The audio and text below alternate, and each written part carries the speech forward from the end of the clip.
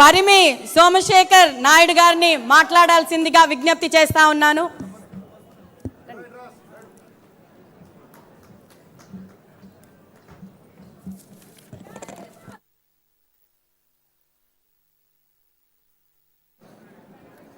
వేదిక మీద ఉన్న పెద్దలకు, వేదిక ముందు ఉన్న పెద్దలు, తెలుగుదేశం పార్టీ కుటుంబ సభ్యులందరికీ కూడా నా నమస్కారాలు. నా పేరు పరిమి సోమశేఖర్ నాయుడు, నా తాడిపత్రి కాన్స్టిట్యున్సీ. ప్రస్తుతం నేను టీఎన్టీయూసీ స్టేట్ ఆర్గనైజింగ్ సెక్రటరీగా పనిచేస్తున్నాను. 2019లో మనం ప్రతిపక్షంలో ఉన్నప్పుడు వైఎస్ఆర్సీపీ అధికారంలోకి వచ్చినప్పుడు ఆ 5 ఏళ్ల పాటు రాక్షస యుగం అని మేము అనుకుంటున్నాం. రావణ రాజ్యం కొనసాగింది. నాకు ఒక 2 కూతుర్లు, ఒక కొడుకుంటారు.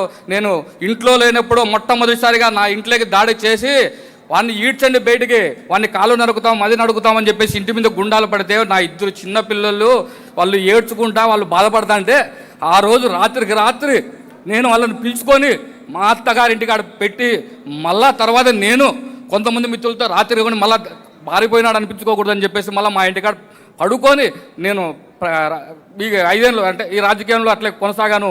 తర్వాత సోషల్ మీడియాలో యాక్టివ్గా ఉంటున్నాను.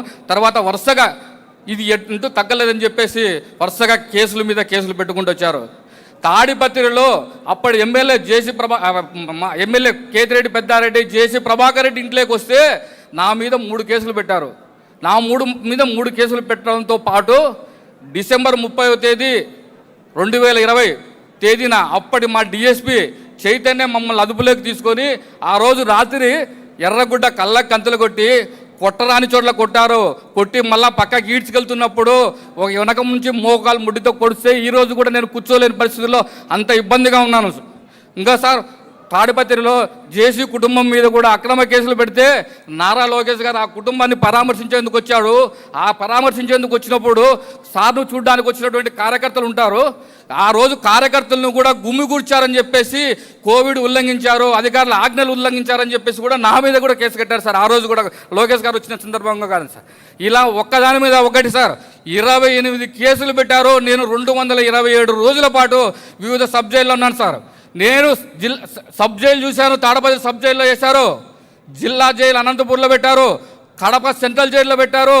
నాకు తెలిసి సబ్ జైలు అయిపోయింది, జిల్లా జైలు అయిపోయింది, సెంట్రల్ జైలు అయిపోయింది. ఇంకంతకు మించి ఏందేమో లేవేమో సార్. ఉంటే అంతకన్నా పైన పెట్టేవాళ్ళేమో సార్. దాదాపు 28 కేసులు 227 రోజులు తిప్పారు. ఇంకా ఇది ఇంకోటి రౌడీ షీట్ పెట్టారు. రౌడీ షీట్ పెట్టి అర్ధరాత్రిలే అపరాత్రిలే ఎప్పుడంటే అప్పుడు స్టేషన్కి పిలుస్తారు. వచ్చిన సందర్భంలో మేము ఎప్పుడు క్షేమంగా ఇంటికి వస్తారా అని నా భార్య గేట్ కాడ ఎదురు చూసిన సందర్భాలు చాలా ఉన్నాయి సార్.